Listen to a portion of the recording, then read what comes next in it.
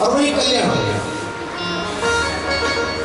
तो हमारी आपकी जो खुराक है वो है कथा। लेकिन इसी के लिए हम लोग जो सत्संग करते हैं, 7 दिन का जो सत्संग है ना, ये धीरे धीरे क्रम परिवर्तित करते करते और अंत में ले आके आपको वहां,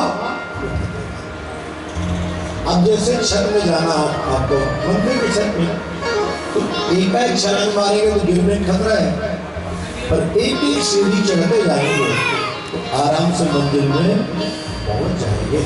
तो वही हमारी आपके जीवन की 7 सीढ़ियां हैं।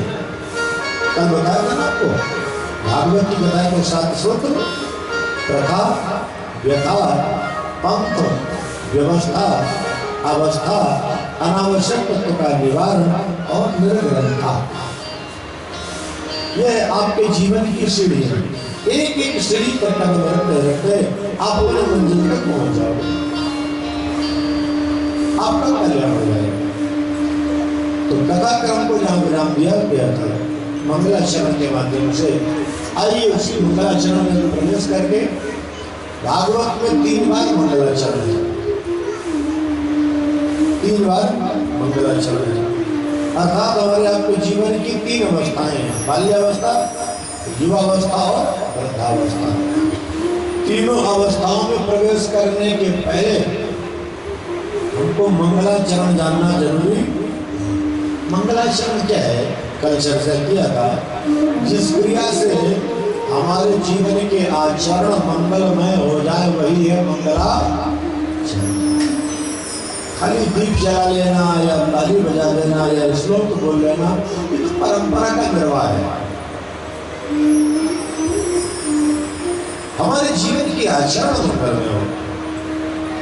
तो भागवत के मंगलाचरण में सत्य स्वरूप परमात्मा के ध्यान की बात बताई है। क्यों?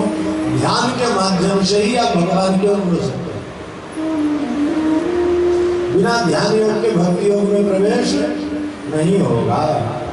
लेकिन ध्यान योग को संभालने के लिए एक बात ध्यान रखना है, हम आंख बंद करके ध्यान तो करते हैं, लेकिन ध्यान में भगवान की जगह शैतान कई बार आ जाता है। गलत तो नहीं? आप भगवत दर्शन के लिए घर से चलो अनंतेश्वर महादेव की हो, अनंतेश्वर महादेव नहीं।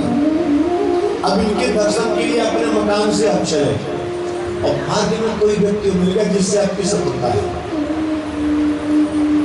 अब एक बार बताओ, आंख बंद करके जब यहाँ ध्यान करोगे तो पहले कौन दिखेगा? गलत है क्या?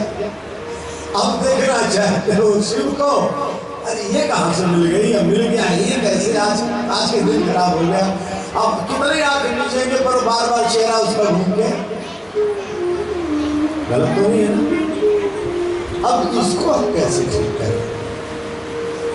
तो भगवान के चरण कमल में 32 चिन्ह हैं। कितने हैं? 32। और इन चिन्हों का संबंध हमारे आपके दांत से भी है। दांत भी कितने कहते हैं? कितने कहते हैं? चलो अच्छे। इसमें से आनंद सिंह जी, जैसे 4 दांत ऐसे होते हैं, तो कोई हंसता है और उसके 4 दांत दिखाई पड़ जाए तो पता चल जाता है कि किस परिधि का है। नीति कहती है, दीर्घदंता कुजन मूर्खा खलबाटो निर्धना क्वचित। ये नीति में बताया। इन दांतों से जब कोई हंसता है किसी महापुरुष के सामने तो कई बार वो दांत देखते ही समझ जाते हैं, ओ ये कहां तक है। ये भी एक समस्या ही है। तो लोग सोचेंगे हंसने भी समस्या है, ऐसे रुमाल लगा कैसे? चलो ठीक है, तो रुमाल वालों को फायदा होगा, ज्यादा रुमाल पिटेगी फिर तो अब ध्यान दें, 32 चरण चिन्ह में जो बताने जा रहा हूं आपको, हर चरण चिन्ह भगवान के हमारे कल्याण के लिए है, लेकिन 4 बहुत महत्वपूर्ण है। पहला है वज्र, वज्र का चिन्ह। दूसरा है अंकुश का चिन्ह और तीसरा है पीत ध्वज का चिन्ह और चौथा है कमल का चिन्ह। साधक आपको पहले वज्र के चिन्ह से जोड़ेगा। वज्र का चिन्ह क्या करे? वज्र का काम है पर्वतों को चूर चूर कर देना। तो हमारे अंदर जो पाप समूह है जिसके कारण हमारी वृत्ति यहाँ भटक रही है, तो जब वज्र के चिंतन में आपका प्रवेश होगा तो आपके अंदर का पाप समूह नष्ट हो जाएगा। और जब आपके अंदर का पाप समूह नष्ट होगा तो दूसरे चिन्ह में प्रवेश होगा जिसको कहते हैं अंकुश। अंकुश का काम क्या है? मत वाले हाथी को वश में करना। हमारा कमल इतना चलायमान है, हम कितने चाहें पर ये कहीं कहीं भागता रहता है, इसको पकड़ भी नहीं पाते। जब अंकुश के चिंतन में साधक प्रवेश कराएंगे तो आपका मन फिर व्यवस्थित हो जाएगा। आप जहां चाहोगे वहीं बैठे, आप जैसा चाहोगे वैसा ही करेंगे। तब साधक आपको तीसरे सूत्र में ले जाएंगे, तीसरे चिन्ह पर पीत ध्वज जब वहां प्रवेश करवाएंगे उससे क्या होगा? आपके जीवन में भगवान की भक्ति का प्रवेश होगा, भक्ति महारानी का प्रवेश होगा।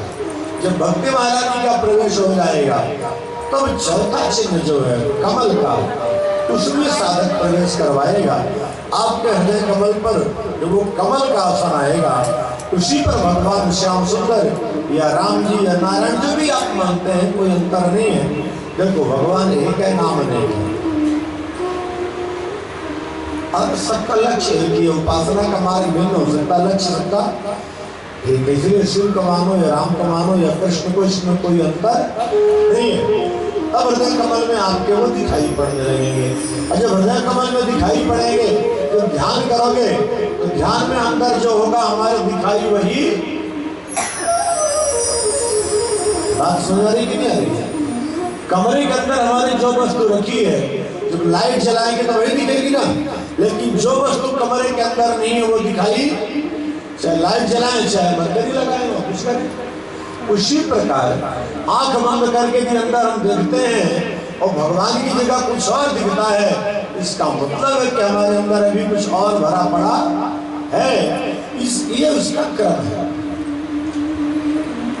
ये ध्यान योग का क्रम है, और इसी क्रम से जब आगे हम बढ़ेंगे तब हमारा कल्याण है।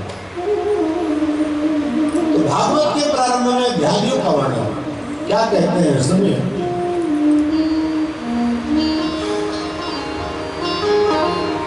जन्माद्यस्य तोन्वयादितरता चार्तेश विज्ञास्वरा तेने ब्रह्मर्गाययादिकवये मुह्यन्ति यत् शूरया तेजो वारिमृतां यथा विनिमयो यत्र त्रिसर्गो मृषा धाम्ना स्वेन सदा निरस्तकुहकं सत्यं परं धीमहि। भागवत के मंगलाचरण में सत्य स्वरूप परमात्मा के ध्यान की बात बता दी। बिना ध्यान योग के भक्ति योग में प्रवेश। अच्छा, ध्यान महत्वपूर्ण नहीं है आनंद सिंह जी, ध्यान से ज्यादा महत्वपूर्ण हमारा ध्येय है। ध्येय समझते हैं हम लोग, हमारा ध्येय क्या है? ये सब कथा का आयोजन करा रहे अच्छी बात है, लेकिन हमारा उद्देश्य क्या है? महत्वपूर्ण उद्देश्य है ना। तो ध्यान के साथ ध्येय, हमारा ध्येय क्या है? ध्येय फिर धारणा, हमारे अंदर की धारणा कैसी है? तब जाएंगे समाधि में, और समाधि में जाने के बाद पुरुष आनंद का मार्ग प्रशस्त है। ध्यान, ध्येय, धारणा और फिर समाधि।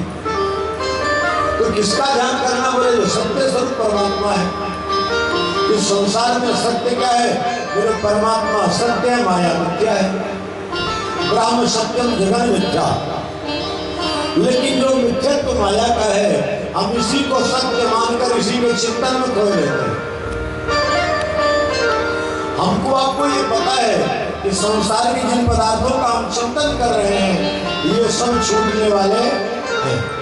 यहाँ तक कि हम जिस मानव के चिंतन में हैं वो भी एक दिन छूटने वाला, हम जिस शरीर के चिंतन में हैं ये भी छूटने वाला है।